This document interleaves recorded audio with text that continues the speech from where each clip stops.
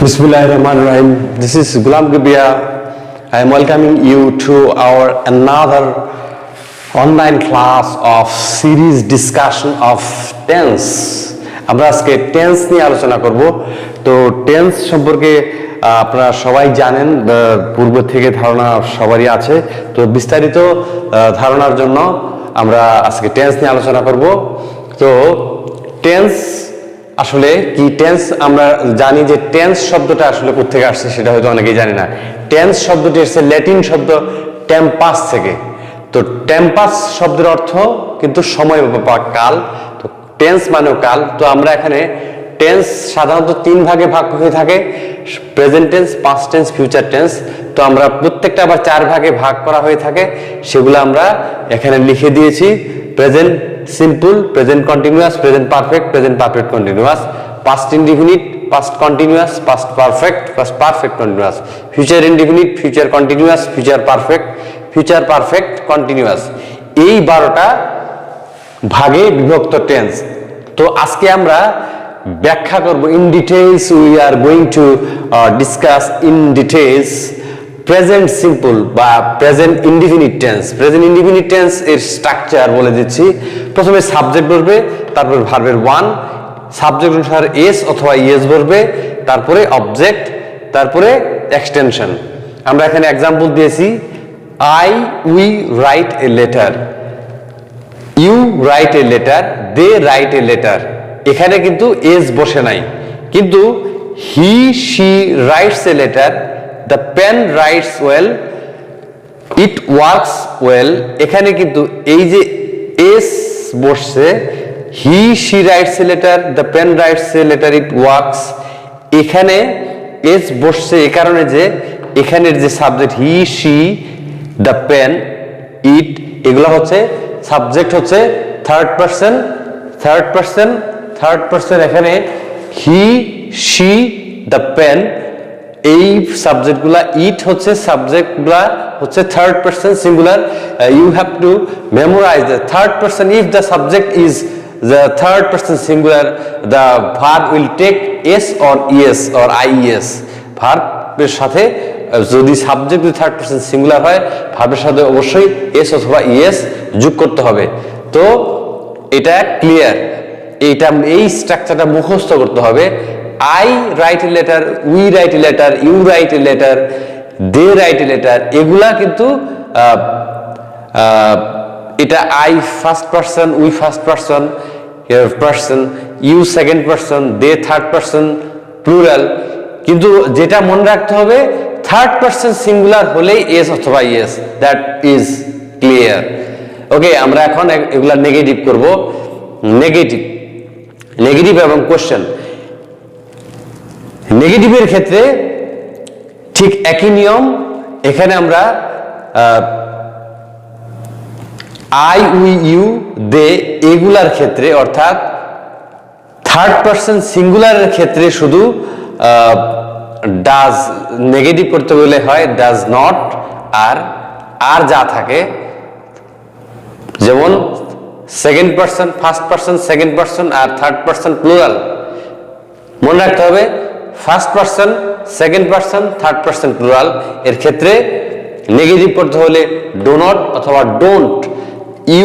We don't write a letter, you don't write a letter, they don't write a letter. তাহলে do not বা don't বসাতে হবে এখানে। আর এখানে আমরা he she does not write a letter. এখানে যেহেতু এখানে থার্ড পারসন সিঙ্গুলারের ক্ষেত্রে যখন এস বা ইএস বসে, ঠিক কোশ্চেন করার ক্ষেত্রে থার্ড পারসন সিঙ্গুলারের ক্ষেত্রে ডাজ নট ব্যবহৃত হয়। এটা মুখস্থ করতে হবে। হি শি যাই হোক, থার্ড পারসন সিঙ্গুলার হলেই নেগেটিভ করতে হলে he she does not write a letter, the pen does not write a letter বা doesn't write a letter, it doesn't work, it doesn't. এখানে কিন্তু আর ওয়ার্কস হবে না বা এস হবে না, যেহেতু ডু এর সঙ্গে ইএস বসছে, ডাজ এসে গেছে। অতএব এখানে ভার্বের সাথে আর এস অথবা ইএস বসানোর দরকার নেই, বসালে ভুল হবে। তাহলে থার্ড পারসন সিঙ্গুলার ক্ষেত্রে এস অথবা ইএস বসে। ঠিক একইভাবে এটা কিন্তু এখানে he does not write a letter, এখানে ডাজটা কিন্তু অক্সিলারি ভার্বে ব্যবহৃত হচ্ছে, আর নেগেটিভের জন্য নট। তাহলে he or she does not write a letter. এখানেও you do not write a letter, এখানে ডুটা অক্সিলারি ভার্ব, নটটা নেগেটিভের জন্য, রাইটটা মূল ভার্ব, লেটার অবজেক্ট। এবার কোশ্চেন করতেছি আমরা। কোশ্চেনে ডু আই সাব first person, second person, third person, আগের মতোই first person, second person, third person plural. Third person প্লুরালের ক্ষেত্রে প্রশ্ন যদি করতে হয়, প্রশ্ন করতে হলে প্রেজেন্ট ইনডিফিনিট টেন্সে ডব্লিউএস কোশ্চেন বাদে, ডব্লিউএস কোশ্চেন না, এটা সিম্পল যে কোশ্চেন, সিম্পল কোয়েশ্চেন, সেক্ষেত্রে first person, second person, third person প্লুরালের ক্ষেত্রে আগে ডু বসাতে হবে। অর্থাৎ আমরা জানি যে প্রশ্ন করতে হলে, কোশ্চেন করতে হলে অক্সিলারি ভার্ব আগে নিয়ে আসতে হয়। Do I write a letter, do we write a letter, do you write letter, do they write letter. তারপরে ঠিক একইভাবে থার্ড পারসন সিঙ্গুলারের ক্ষেত্রে এখানে ডাজ নট হয়েছে, এখানে আমরা শুধু অ্যাফার্মেটিভ কোশ্চেন করব, অ্যাফার্মেটিভ সেন্টেন্সটাকে কোশ্চেন করব। Does he or she write a letter, does the pen write well, does it work. তাহলে আমরা প্রশ্ন করার ক্ষেত্রে অক্সিলারি ভার্বটা সাবজেক্টের আগে বসাই দিব, তারপর সাবজেক্ট, তারপরে ভার্ব, মূল ভার্ব, তারপরে object extension. This is all about, I think the idea is clear. আপনারা এটা বুঝতে পেরেছেন। প্রেজেন্ট সিম্পলের এই ফর্মটা কোশ্চেনের এই ফর্ম, নেগেটিভের এই ফর্ম এবং সিম্পলের এই ফর্ম, এস ইএস এবং এস ইএস বসে না যে ফর্মটা, আমি যে ক্যাটাগরিগুলি দিয়েছি, ইউ হ্যাভ টু মেমোরাইজ, আপনারা অবশ্যই মেমোরাইজ করবেন।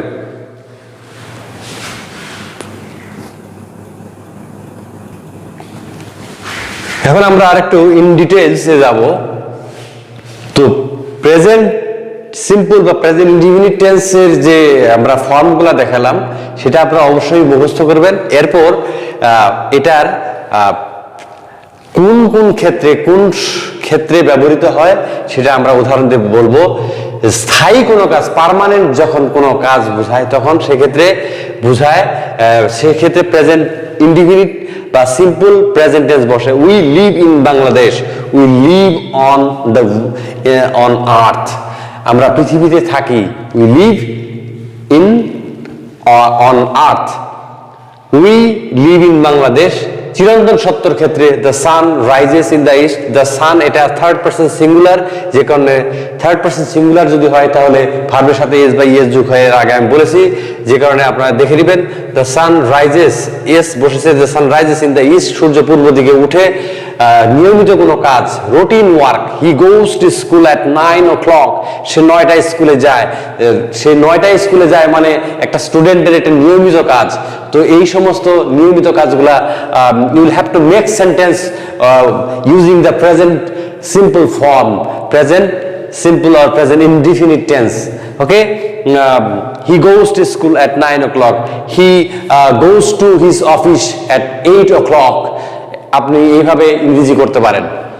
অভ্যাস বা হ্যাবিট বোঝাতে they walk in the morning, they walk in the morning, এই কথাটা বললে বোঝা যাবে যে অবশ্যই এটা প্রেজেন্ট ইনডিফিনিট টেন্স, মানে তারা সকালে হাঁটে, তারা সকালে এটা হাঁটে, কোনোদিন নাও হাঁটতে পারে, যে কারণে এটা কিন্তু ইনডেফিনিট টেন্সেই রাখা হয়েছে। তারা সকালে হাঁটছে এই কথা বলা হচ্ছে না, কিন্তু এটা তাদের হ্যাবিট হয়ে গেছে, তারা সকালে হাঁটে। এখন আজকে নাও হাঁটতে পারে, কালকে নাও হাঁটতে পারে, আরেকদিন হাঁটবে, কিন্তু তারা সকালে হাঁটে। They walk in the morning, they walk in the morning. কর্মসূচি, রুটিন, কর্মসূচির ক্ষেত্রে the class starts at 10 o'clock, class 10টায় শুরু হয়। তো কর্মসূচি বা এই ধরনের জিনিসগুলা নির্দিষ্ট করে যখন হয়, তখন প্রেজেন্ট নির্দিষ্ট, যদিও এটা ক্লাসটা নির্দিষ্ট হয়, কিন্তু কর্মসূচির ক্ষেত্রে এখানে দ্য ক্লাস স্টার্টস, এখানে আমরা প্রেজেন্ট সিম্পল ব্যবহার করব। দ্য ক্লাস স্টার্টস, ক্লাস হচ্ছে the class, subject third person singular, এখানে স্টার্টস এস যোগ হয়েছে, at 10 o'clock. I think this is all about today's lecture. You are highly requested to subscribe my channel. If you be the first time here in my channel, you are highly requested to subscribe my channel. Again, I am requesting you, and you are cordially requested to subscribe the channel and share the video with your friends and colleagues and other people surrounding you. Keep watching, keep learning, stay home, stay safe. Thank you all.